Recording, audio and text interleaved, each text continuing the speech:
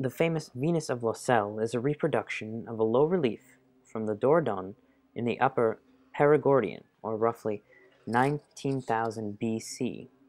The prehistorian André Leroy-Gorin has identified it as a woman holding a bison horn, with her large pendulous breasts, great stomach, and immense hips. This Paleolithic Madonna is a type found within countless other figurines and excavations from Spain to the Soviet Union. This icon of the lady with the horn has a singular fascination. The horn appears to be shaped like a crescent moon and therefore expresses the relationship between the moon and woman.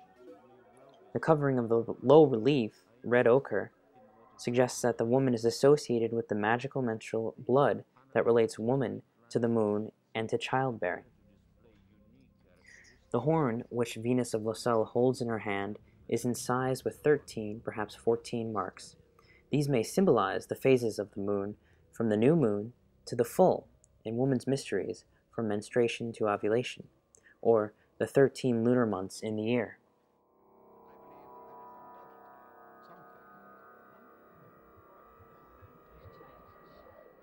Many modern women can feel their ovulation. In a culture focused on menstruation and the moon, it seems reasonable to think that a woman who would be so attuned to nature and her own body that she would also feel her ovulation. The significance of ovulation might not be understood medically, but would be felt intuitively as an important event in the life of the womb. Since the people of this period carved innumerable vulvas on the walls of the caves, it is natural to assume that the monthly rhythms of the vulva were closely attended to, and that ovulation was no invisible event, but a subtle tidal pulse that seemed to be drawn by the apparitional light of the full moon. There are other mysteries expressed by the bison horn, the Paleolithic original, of which the classical cornucopia is a copy. The horn of plenty is the universal vulva, from which emerge all the creatures of life, plants, animals, and humans. If we need to find a symbolic bridge that allows us to connect the cornucopia of classical Greece with the Paleolithic vulva, then I would suggest the poem of the Sumerian goddess Inanna, the Queen of Heaven, composes in celebration of her vulva. Inanna exalts him, composes a song about her vulva. The vulva, it is, like a horn, at the large wagon, it is the boat of heaven fastening ropes, like the new crescent passion. The dots express the breaks in the clay tablet where the cuneiform is illegible, but even in its fragmentary state, the Sumerian poem enables us to read backward and forward through time. Literature is, as a written mythology, is a way of recording far more ancient oral material. So the Sumerian poem can be taken as a clue to the ancient iconology of the vulva. What we discover is that the woman with the horn is a complex hieroglyph. The bison horn is presumably from an animal associated with the great goddess, and such indeed is the suggestion of André Leroy-Gorin. The horn is the vulva, the crescent moon. Later it becomes the crescent-shaped reed boats that ply the Tigris and the Euphrates. Still later it becomes a cornucopia of the nurse of Zeus, Almathia. Poetic logic works through puns and the transformational associations described by Freud in his Wit and the Unconscious, recognizing that the Paleolithic lady holding the single horn becomes the lady, and the unicorn of the medieval period gives us a clue to the logic of myth and poetry. The unicorn, who may be touched and tamed only by a chaste virgin, is a lunar symbol of the ancient religion of Europe. The famous tapestries at the Cloisters Museum in New York describe how man the hunter chases and slays the unicorn, and thus present us with a medieval legend of the shift from the matrilineal society worshipping the moon to the patrilineal society worshipping the solar Christ.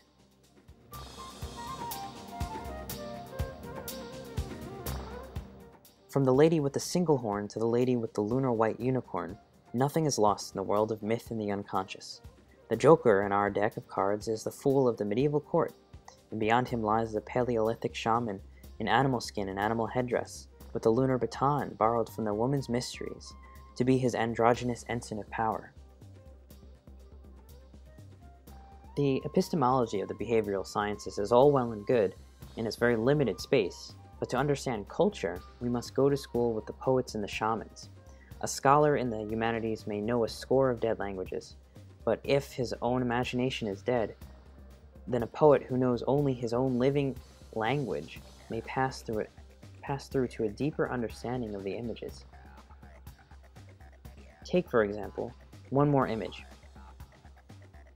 Albrecht Dürer's Virgin. In this vision of Mary, she is sitting on top of the crescent moon, a crescent that also has the appearance of the horn of an animal. If one lines up in the mind's eye the Venus of Lassalle, Inanna composing a poem to her vulva, the cornucopia of Amalthea, the Lady and the Unicorn, and the Virgin of Dürer, one creates a collage that is really a five-voice fugue. In this polyphony of images in the unconscious, which is beyond and outside historical time, there are complex harmonies with no dissonances. The images do not clash. But that, of course, is an aesthetic judgment and not a scientific one. If one wishes to be only scientific, then one will have to remain content with discussions of pressure flaking and tool classifications. A great prehistorian who does not limit himself to the classification of toolkits is André Leroy-Gourhan. He tries to move into an understanding of the meaning of the images of Paleolithic art. He saw two languages present in the cave paintings, one an abstract and stylized notation of signs, and the other a magnificent art of realistic portraiture of animals. But it was not until he looked at his key punch arrangements that he began to see a pattern of associations of signs with the animals. It appeared that there were female signs, various transformations of the image of the vulva, and male signs, various transformations of the phallus and spear.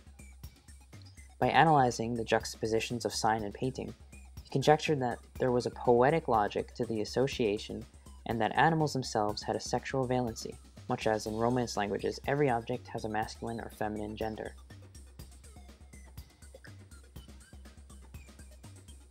The slit of a vulva appears like a wound made by a spear, and so the spear becomes a phallus. But the vulva is the magical wound that bleeds and heals itself every month. And because it bleeds, in sympathy with the dark of the moon, the vulva is an expression not of physiology but of cosmology. The moon dies and is reborn. The woman bleeds but does not die, and when she does not bleed for 10 lunar months, she brings forth new life.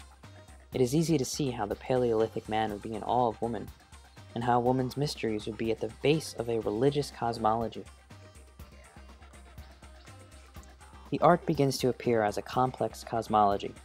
The animals become the early forms of zodiacal animals, images for lunar months and expressions of the basic dualistic nature of existence. Male and female, yin and yang, life and death. The moon dies but is reborn. Woman bleeds, but the vulva is the wound that heals itself. This miraculous nature of the vulva seems to have taken a hold of the imagination of Paleolithic humanity, not simply because there are thousands of vulvas incised on the walls of the caves, but because the vulva was elaborated into a poetic logic in which the spear is to the wound as the phallus is to the vulva. We can see just how long-lived such iconology is if we stop to remember the spear that makes the wound in Christ's side, and recall just how many medieval paintings pictured Christ exposing his wound. The labial wound in the side of Christ is an expression that the male shaman, to have magical power, must take on the power of woman. The wound that does not kill Christ is the magical labial wound. It is the seal of resurrection and an expression of the myth of eternal recurrence. From Christ to the Fisher King of the Grail legends, the man suffering from a magical wound is no ordinary man. He is the man who has transcended the duality of sexuality, the man with a vulva, the shamanistic androgyny.